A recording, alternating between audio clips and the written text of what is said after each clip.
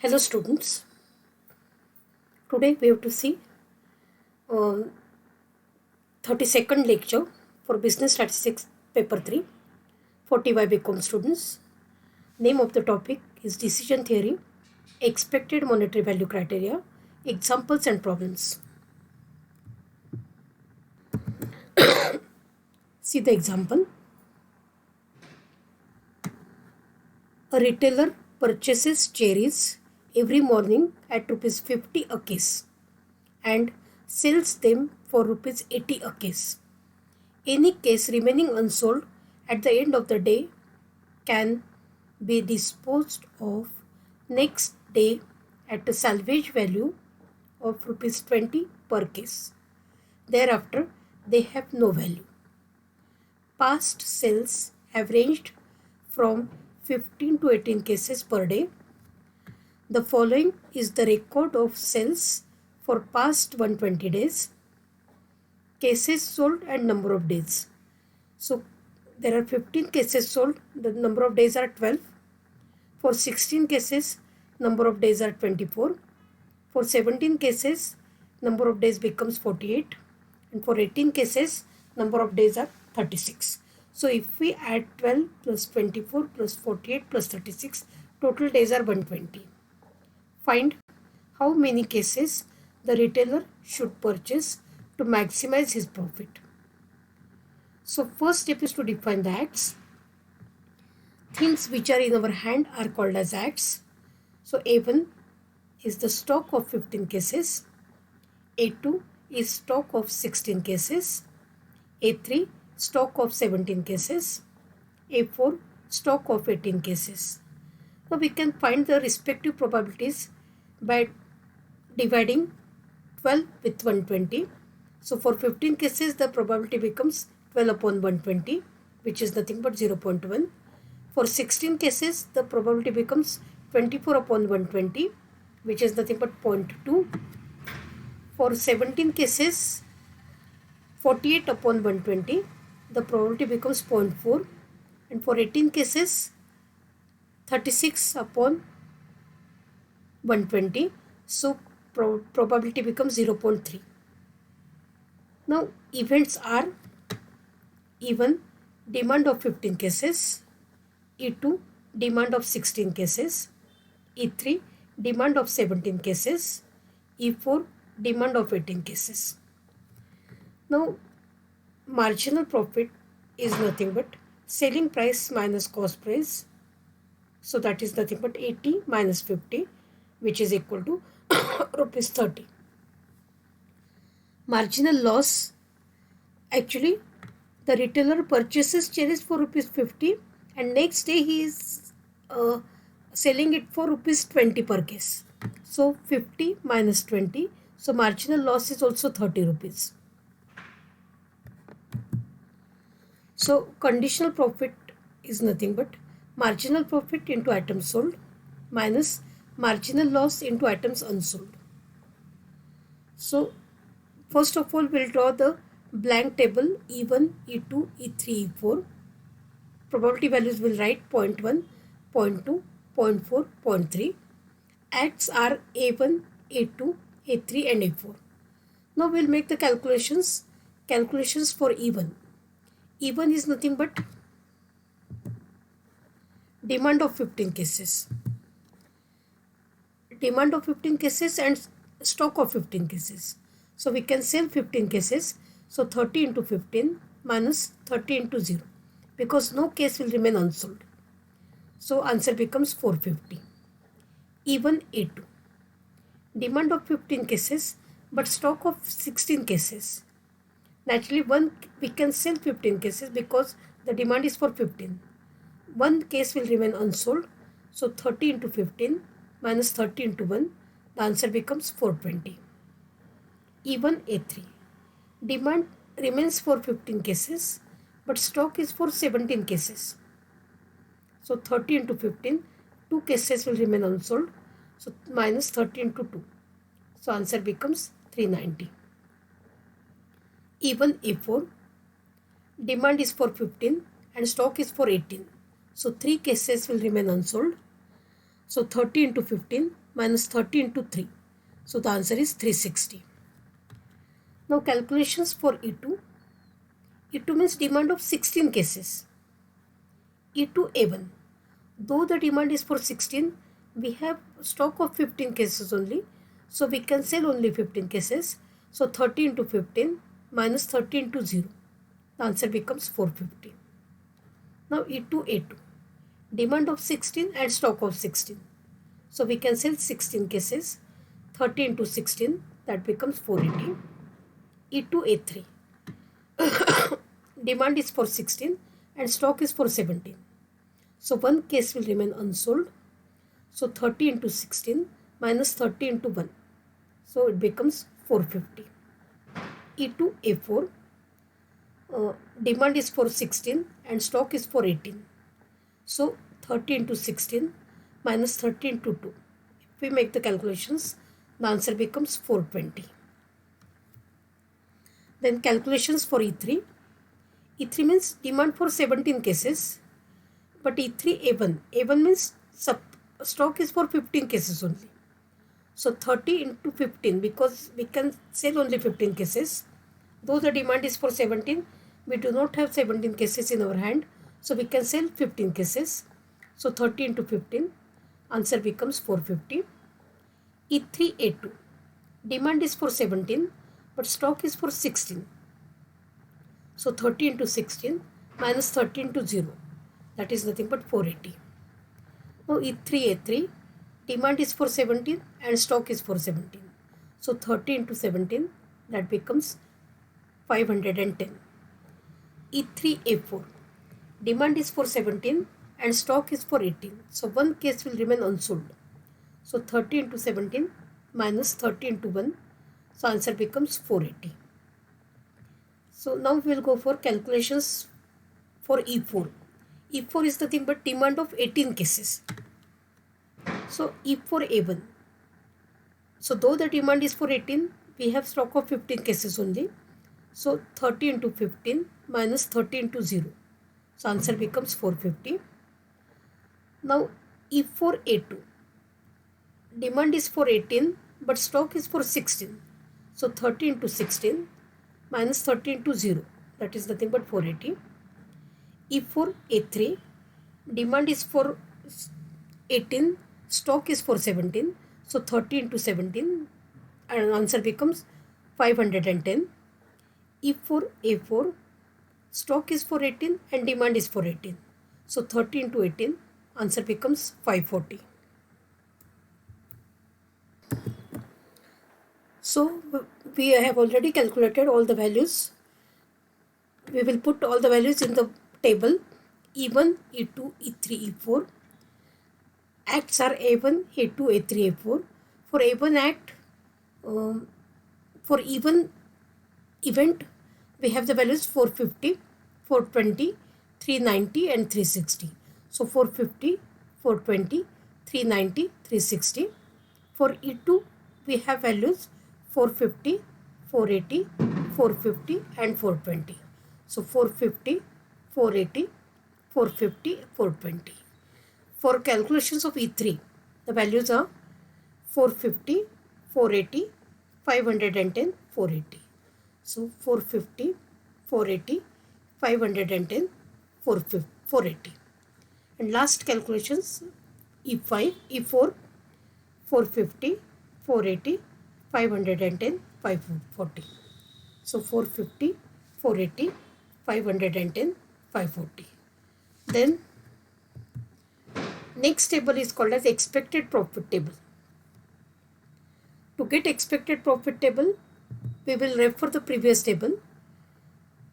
We will draw the table as E1, E2, E3, E4 and A1, A2, A3, A4. 0.1 multiplied by 45, it becomes 45.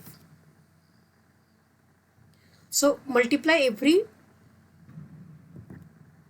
value from this table with the respective probability. So 0.1 into 450, 0.2 into 450, 0.4 into 450, 0.3 into 450.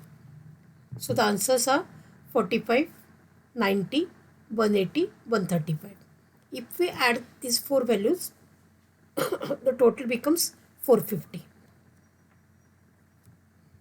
Next calculations are 0.1 into 420, 0.2 into 480, 0.4 into 480 and 0.3 into 480. So the values are 42, 96, 192, 144. Add 42 plus 96 plus 192 plus 144. The expected monetary value becomes 474. Same way we can calculate for A3. Refer the previous table. 0.1 into 390, 0.2 into 450, 0.4 into 510 and 0.3 into 510. So the values becomes 39, 90, 204 and 153. If we add these four values, the expected monetary value becomes 486. Calculate for A4. 0.1 into 360 plus 0.2 into 420 plus 0.4 into 480 plus 0.3 into 540. So the values are 36, 84, 192 and 164. If we add these four values, the total becomes 474. Now maximum EMV is equal to EMV star, which is nothing but rupees 486. Therefore optimum act is A3. That is to stock 17 cases of cherries to get maximum profit of rupees 486. Next example. A small industry finds from the past data that the cost of making an atom is rupees 25. The selling price of an atom is rupees 30. If it is sold within a week and could be disposed of at the rate of rupees 20 per atom at the end of the week. So they have given us weekly sales and number of weeks. Weekly sales values are 3, 4, 5, 6 and 7. Number of weeks for 3 value is 0, for 4 10 weeks, for 5 20 weeks, for 6 40 weeks and for 7 30 weeks. So we can find the respective probabilities are, first of all add number of weeks, 10 plus 20 plus 40 plus 30. So it becomes 100. So to get the probability for weekly sales 4, 10 divided by 100 becomes 0.1. For weekly sales 5, 20 divided by 100, the probability becomes 0.2. For weekly sales 6, 40 divided by 100, the probability becomes 0.4. And for 7, weekly sales 7, 30 divided by 100, the probability becomes 0.30. The question part is find the optimum number of items per week the industry should produce. See the acts. A1 is stock of 4 items, A2 stock of 5 items, A3 stock of 6 items, A4 stock of 7 items. We can define events as E1 stock of 4 demand of 4 items, E2 demand of 5 items, E3 demand of 6 items, E4 demand of 7 items. Now we will find the conditional profit formula. Conditional profit is nothing but selling price minus cost price into items sold minus cost price into selling price into items unsold. So we can say that marginal profit into items sold minus marginal loss into items unsold. Now if you see the question part, cost of an item is 25 and selling price is 30. So he is making marginal profit of 5 rupees if it is sold within a week and could be disposed of at the rate of rupees 20 per item at the end of the week. So he is preparing for 25 and selling it for 20. So marginal loss is also 5 rupees. So the conditional profit becomes 5 into items sold minus 5 into items unsold. Now we have to find the conditional profit table. See the calculations for E1. E1 is nothing but demand of 4 items.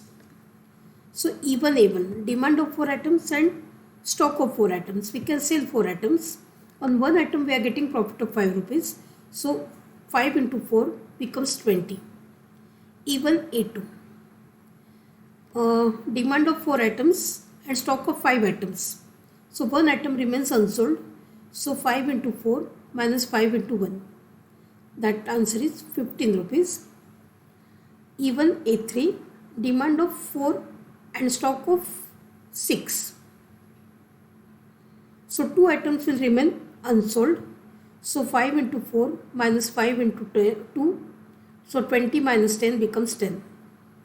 E1 A4, demand of 4 items and stock of A4 means 7 items. So 3 items will remain unsold.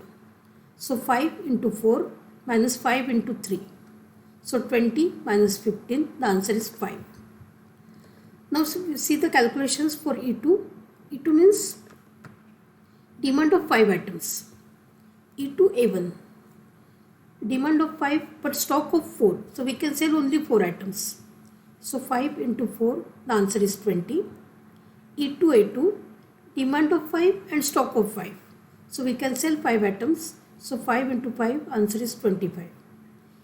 E2 A3, E2 means demand of 5 items and stock of 6 items. So one item remains unsold. So 5 into 5 minus 5 into 1. Answer is 20. E2 A4. E2 means demand of 5 items. A4 means stock of 7 items. So 2 items will remain unsold. So 5 into 5 minus 5 into 2. Answer is 15. So calculations for E3.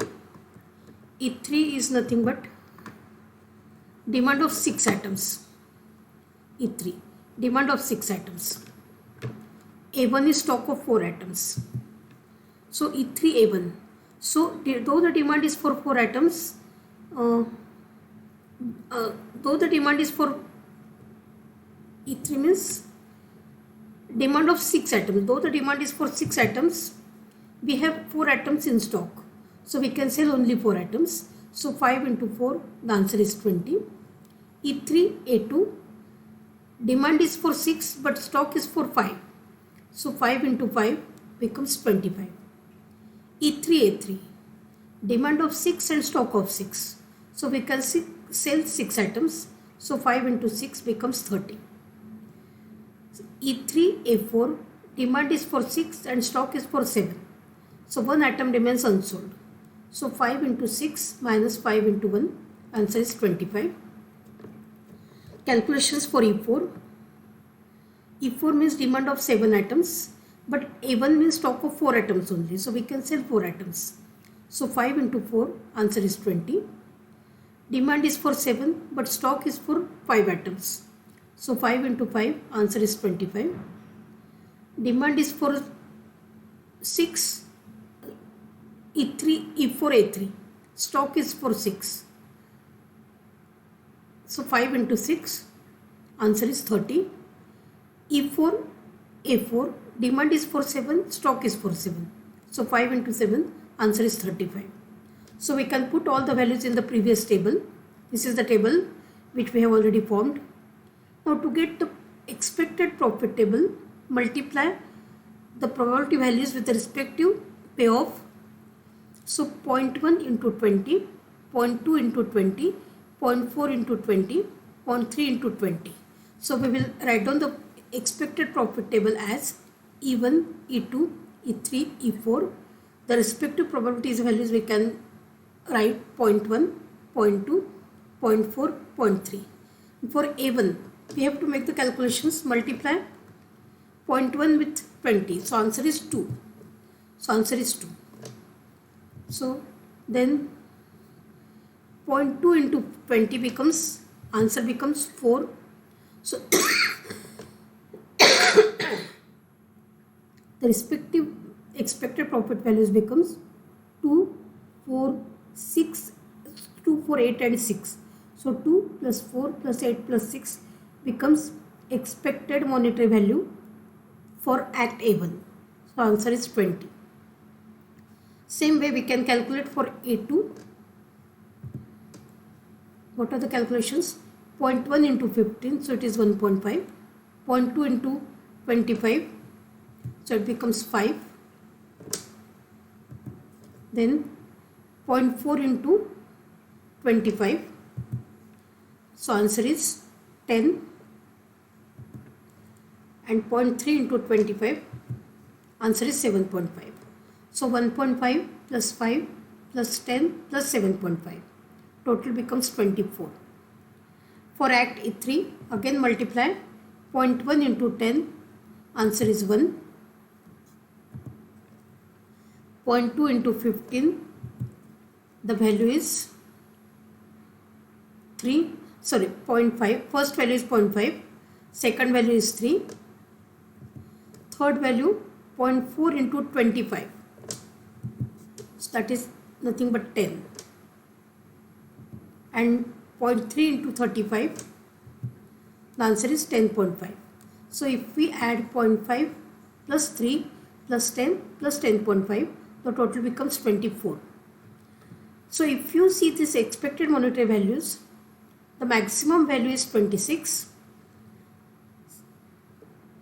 So since the Act A3, that is produce 6 items, yields the highest expected monetary value of rupees 26, the optimum act for industry is to produce 6 items.